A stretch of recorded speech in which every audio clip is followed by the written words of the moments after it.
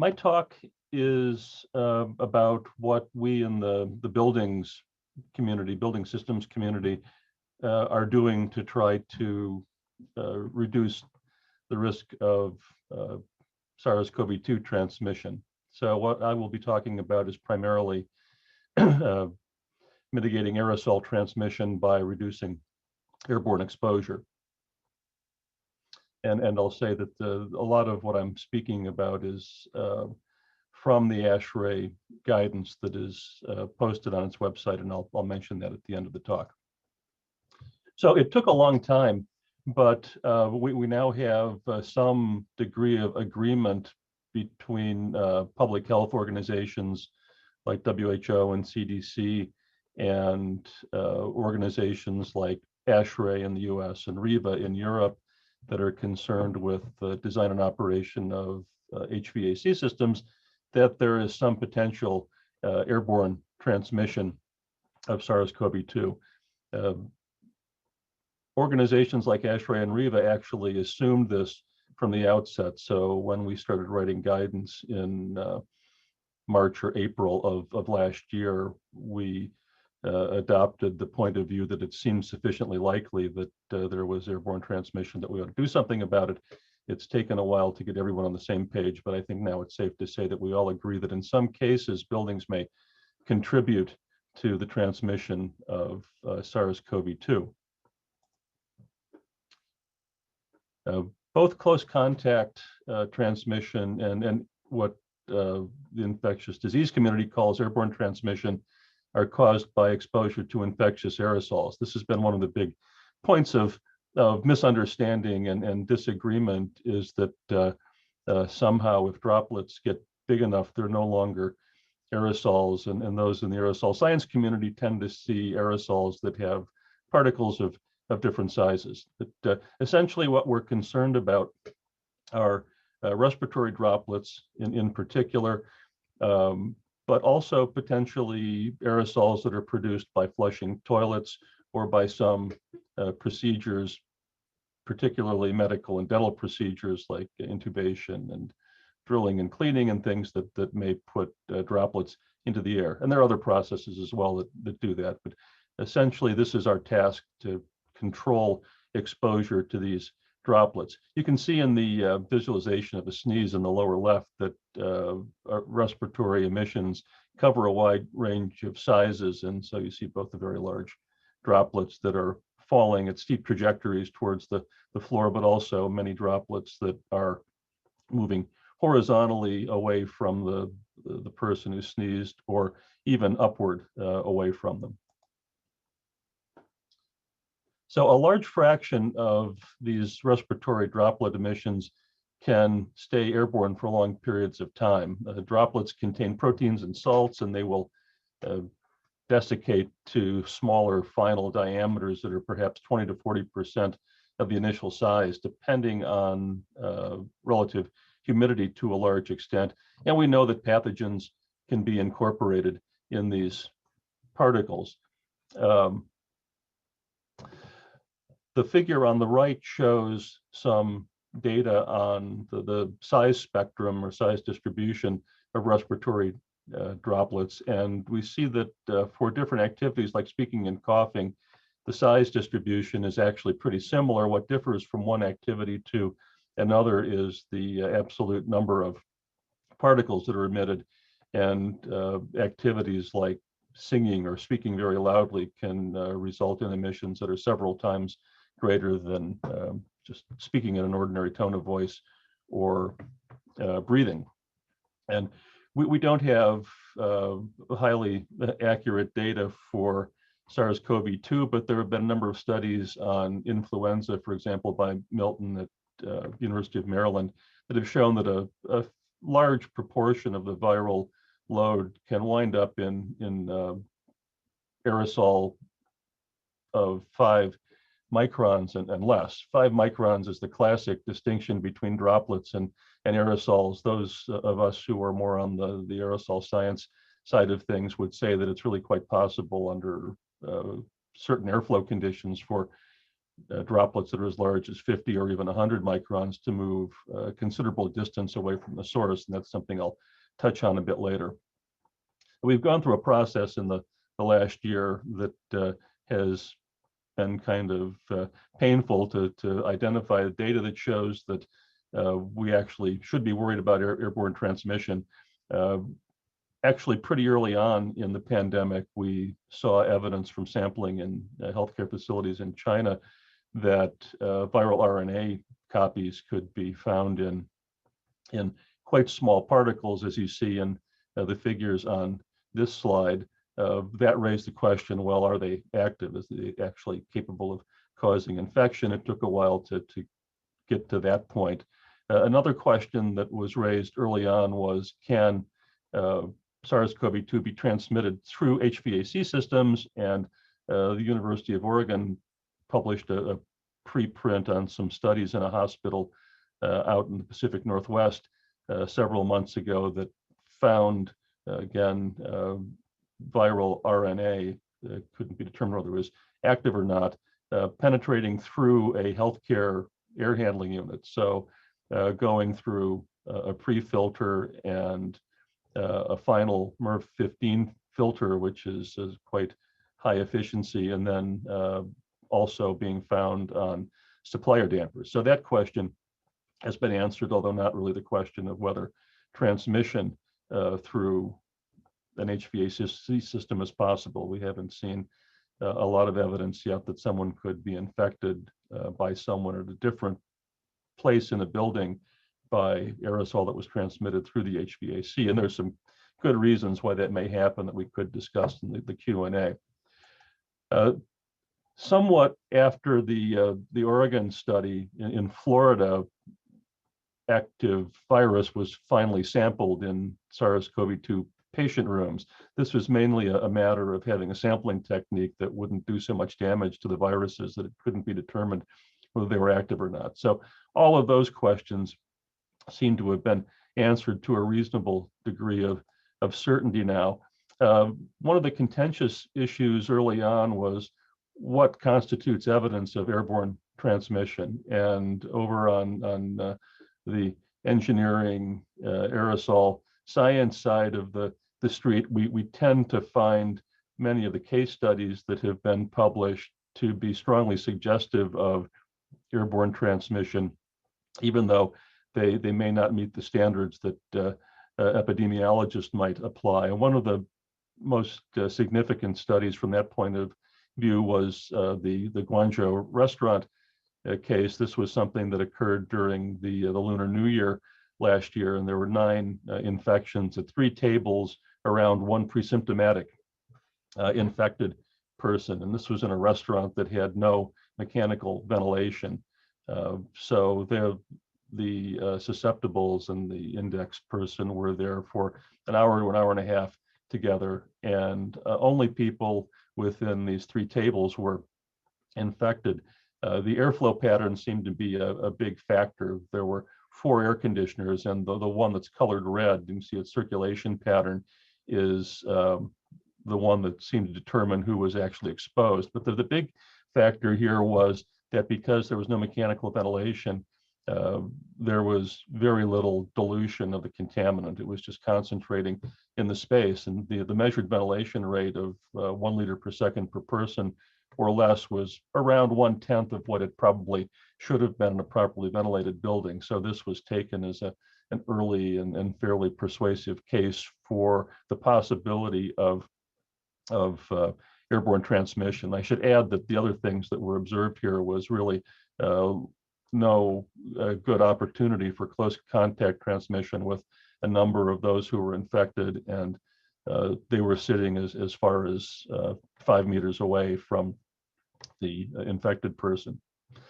And there were others as well that added to the perception that this was possible. I mentioned before that the droplets are not limited to short-range transmission if the airflow patterns are right. There was a recent paper published analyzing a case of transmission in a restaurant in Korea, and there was an infected person sitting here along one wall. The person they were dining with became infected, and two others were infected in the restaurant that were roughly 6 to 7 meters away. No one else in the restaurant. And the interesting thing about this was that from cell phone data, they determined that these two people who were infected at great distance were only there for 5 to 20 minutes at the same time as the infected person.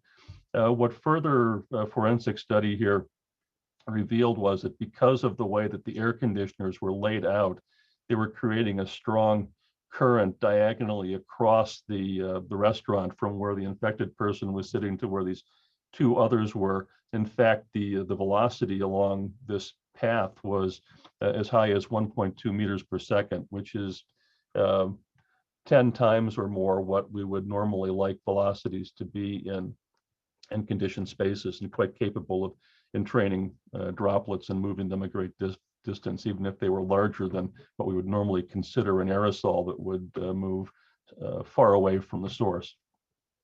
And we've also seen in recent time some other indications of airborne transmission, like this case of infections in multiple apartments along the same plumbing stack in an apartment building in South Korea. This was something that happened in Amoy Gardens in the original SARS outbreak. You have someone who uses a toilet on a particular stack, and for various reasons, the traps in plumbing fixtures and other apartments may have gone dry, and so the aerosol that's created in the drain pipe can get into the vent stack and wind up going into these other apartments. And so that seems to have happened in this case. So while there were 9 infections among 3 families, and they were all in this one vertical stack. A similar case that relates to ventilation shafts was found in another South Korean apartment building. So here we had a lot of apartments that were connected to vertical shafts for the purpose of natural ventilation. So these were open, they were connected to the bathrooms of the apartments, and they were to facilitate airflow into the apartments and out. But because of what we call stack effect, hydrostatic effects due to differences in indoor and outdoor temperature, it's possible for air to move from one unit into another. And again, there were a fairly significant number of cases all along the same vertical shafts. And this was something else that had been seen in the original SARS outbreak. So the longer we look at SARS-CoV-2, COVID-19, the more it looks like what we've seen before from the building's point of view in the original outbreak. So now to the controls for airborne transmission. We're talking here about only one layer in a management approach for this hazard, and we're somewhere down here below eliminating sources, testing, and other things that are done, and above PPE in terms of perceived effectiveness. So what we can do with engineering controls is simply reduce the concentration of infectious aerosol in the air, with the expectation that that will reduce the likelihood that infections will occur. The controls that I'll talk about briefly today are listed here: ventilation, air distribution, filtration, disinfection, and also I'll say something about temperature and humidity control. This is our basic repertoire of engineering controls. How do we know when we've done enough? This is a difficult question given how much information we have about the infectivity of SARS-CoV-2, and for better or worse, everyone is relying on the Wells-Riley model with such infectious quanta data as are available. So I imagine many are familiar with it. This equation relates the probability of infections to the rate at which infectious quanta or infectious doses are being produced. So number of infectors multiplied by their quanta production rate, and by the pulmonary ventilation rate of uninfected individuals and how long they're breathing that contaminated air, and also to the uncontaminated airflow rate, so the ventilation rate that might be supplied by an HVAC system. Working with this model, we potentially can calculate uncontaminated airflow rates that will lead to what's considered an acceptable rate of infections. We could say a lot more about what assumptions go into that, but that's the basic idea that's being applied. And we have Quanta data for SARS-CoV-2, but they're not particularly precise. As you can see in the figure on the right here, which shows the data that I think virtually everyone is relying on from this Bonanno et al. Paper from last year, we do see infectious Quanta numbers that increase significantly as we go from light breathing to loud speech or singing. But the important thing here, I think, to point out is that there's 2 orders of magnitude between the 5th percentile and 99th percentile estimates that are published in this paper. So for purposes of doing a risk assessment, picking a fairly high value and hoping that that is going to be sufficient is the way that it's typically being done. We can see in the figure on the left here that what you assume about the Quanta production rate has a very significant effect on the probability of infection. It's at least as important as what the ventilation rate is.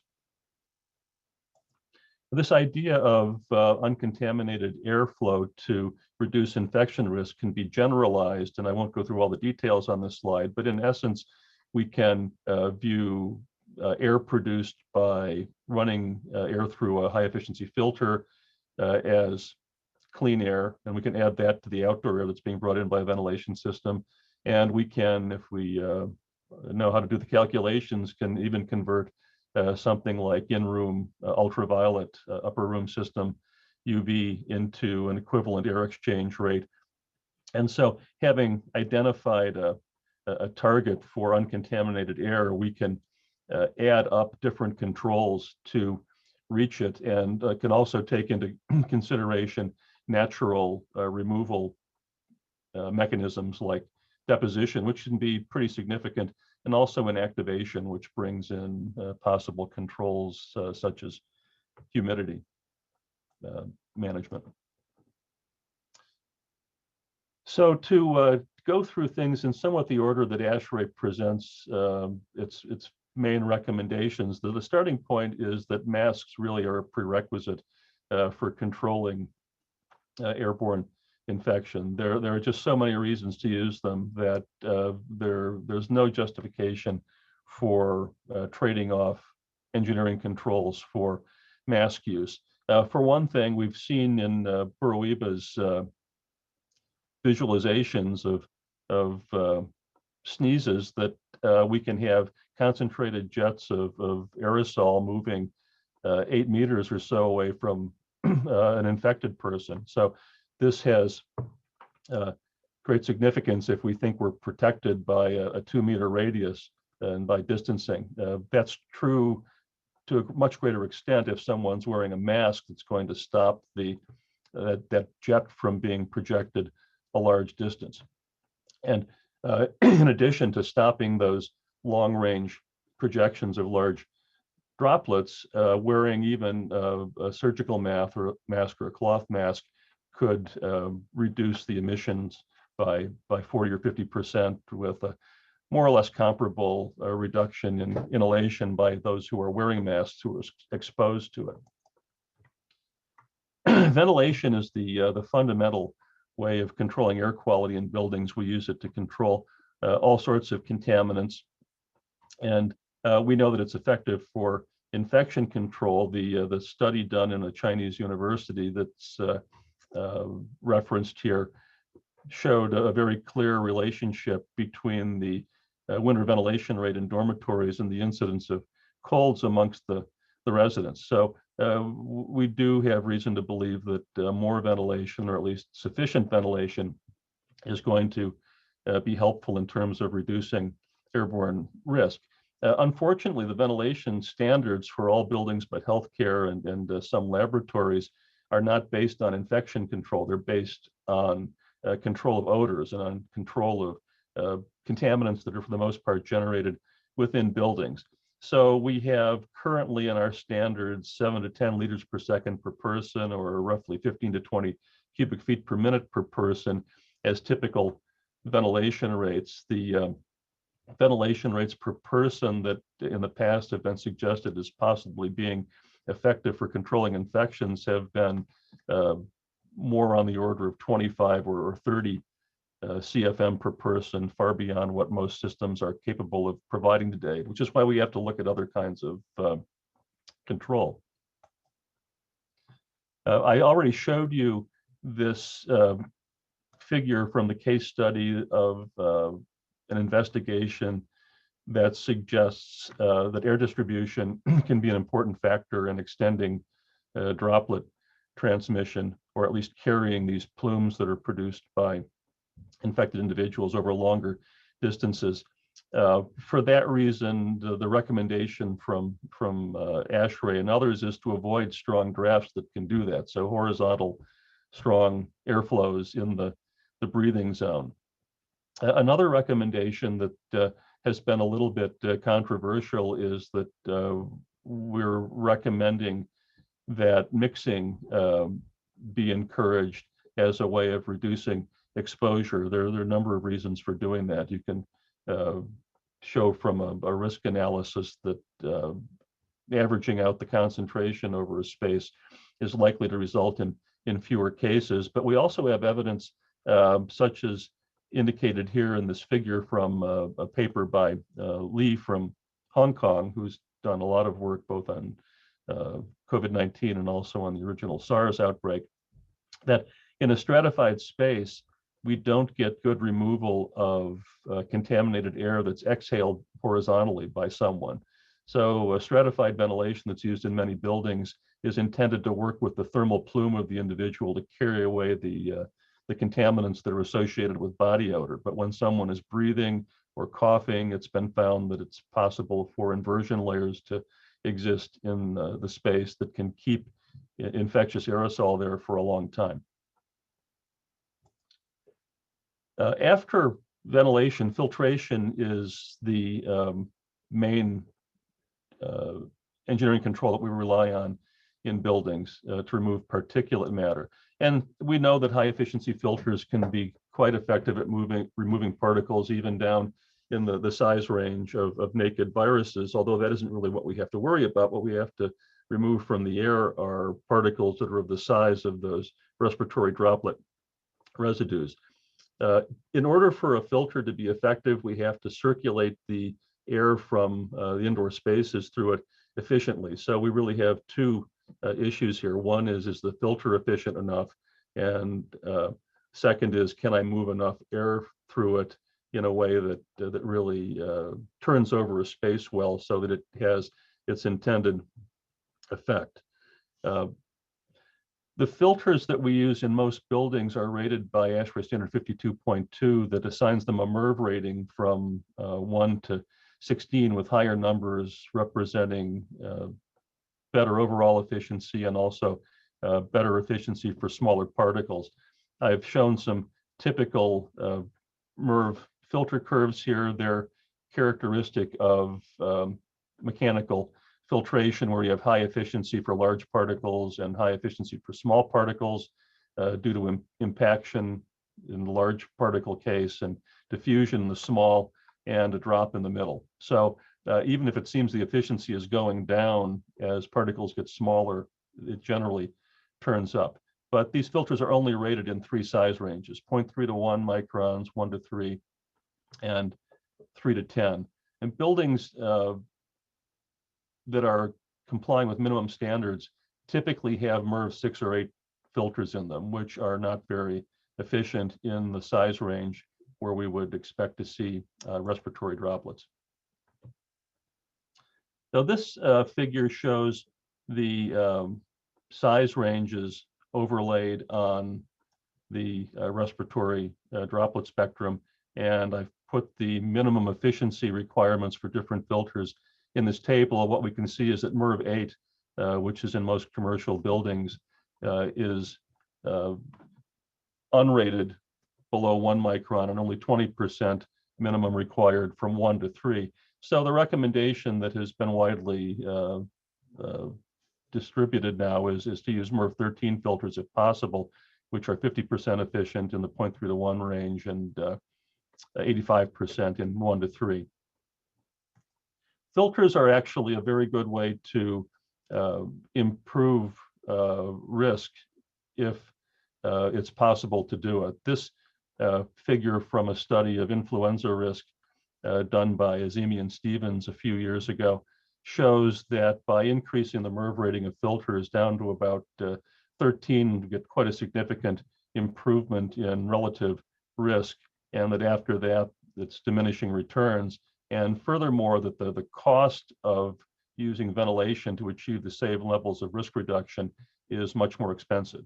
So we've gone away from maximize ventilation kind of recommendations to balancing out the use of different controls. There are many air cleaners that can be used to add on to the effect of filtration and ventilation. UV is the only one that we consider really has the evidence basis behind it for doing that. It's produced mainly by 254 nanometer emitting mercury vapor lamps that damage DNA or RNA in the case of viruses like SARS-2. And it's simply a well-established technology, although it is more expensive to implement than filtration. There's several different applications that are used that can be put in air handling units to disinfect air on the fly. More effective is putting it in individual spaces to create a disinfection zone above the occupied level. But this is dollars per square foot, perhaps as much as $5 per square foot, and in the air handling unit, although less effective, perhaps only $1 per square foot or less. And those in healthcare may be familiar with the use of UV robots for room disinfection as well. But fomite transmission seems to be diminishing in terms of its perceived importance. There are lots of other air cleaners that I won't talk about unless they come up in questions. Most of these have either concerns about effectiveness in application or concerns about safety, or both. And so anyone who considers using them needs to look carefully at what evidence is available for that. And the other control that I want to touch on briefly is temperature and humidity, because it's been widely promoted as a control. There is some data that inactivation of viruses increases with increasing humidity. So the activity decreases, and it's been recommended that humidification of 40% will have a significant effect on risk of infection for that reason, and also because it affects susceptibility of individuals. But there's data that's been published years ago that suggests that even though there's a significant impact on inactivation, that the overall impact in the context of the other controls being used, ventilation and filtration, is pretty small. And we have a lot of reasons not to humidify some buildings that weren't designed for it, because we can actually create mold problems and damage the fabric of the building. So there's not a strong recommendation there. Now, the final thing that is part of our guidance for airborne control using HVAC measures is that systems really need to be commissioned. We have a real bad situation nationally and internationally with the condition of systems. The GAO report on schools that came out last year found that 41% of school districts in the US had 50% or more of their HVAC systems that needed repair or replacement. And also a very large number of school districts also had windows that needed repair or replacement, windows that were not operable. So we can achieve much better levels of risk reduction if we actually have systems that are working as intended. And that usually realizes energy savings as well, that helps pay for other mitigation measures. So the summary is here. We agree that there are some cases now where airborne transmission may occur. HVAC systems can help to control that. We have a handful of controls that can be deployed to achieve risk reduction as part of an overall program, just one layer. This equivalent non-infectious air supply approach that I briefly touched on is the direction we're moving with it, and that addresses concerns that some have about both the energy use and the cost of controls. And mask use is very important in the big picture to help control all kinds of transmission. And finally, we shouldn't trade off between HVAC and things like masking and distancing. This slide shows the URL for the FASHRAE COVID-19 Resources page. There's a lot of information there, almost 400 pages of detailed guidance on different types of facilities. What I've been talking about today is the core recommendations, which tries to boil that down into one page. And so I've summarized all of these points in the talk. And with that, I'll be happy to take any questions if we have time. Great, thanks so much, Bill. We have a couple of questions. Have there been any documented cases of COVID transmission via ventilation systems outside of close proximity in the droplet range? They've been asked for data to drive risk mitigation on actual case studies to ensure wise resource allocation. Yeah, that's a good question. And as I indicated during the talk, we haven't seen clear indications of transmission through HVAC.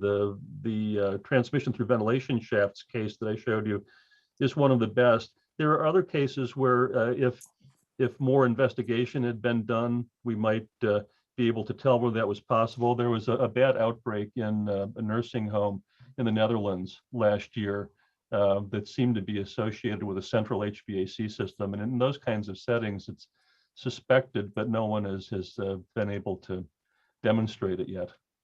So at the moment, we think that perhaps the total volume of a building connected to a central HVAC system is somewhat protective. You're not likely to have infected people everywhere in a building.